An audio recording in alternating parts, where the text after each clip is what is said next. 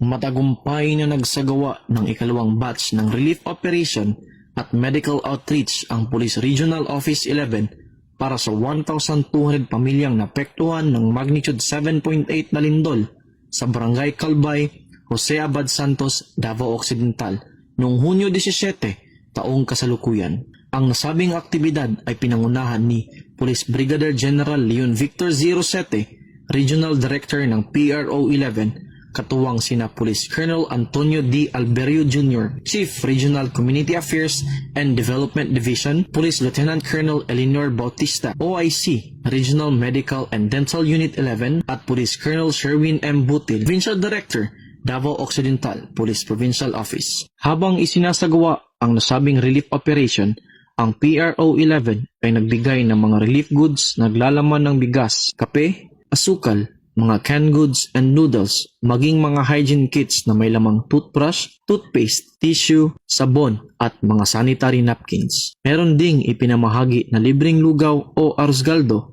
ang PRO 11 alinsunod sa programa ni Police Brigadier General Rosete na tinawag na libreng palugaw sa katawhan. Habang ang Regional Medical and Dental Unit 11 naman at mga doktor mula sa Camp Sergeant Quintin M. Merecido Hospital, katuwang ang mga doktor mula sa DOH na pinangungunahan ni na Dr. Efraim Joseph T. Falconet at Miss Samsia Sandukan, ay nagsagawa naman ng health assessment, medical consultation, distribution of essential medicines at mental health lecture. Patuloy na naninindigan ang PRO 11 sa pagbibigay ng maagap at makataong serbisyo upang makatulong sa pagbangon ng mga pamilyang napektuhan ng kalamidad at matiyak ang kanilang kaligtasan at kapakanan. Ako ang iyong PNN correspondent, Patrolman Jack Dicojan Uba, alagad ng batas, tagataguyod ng balitang pulis.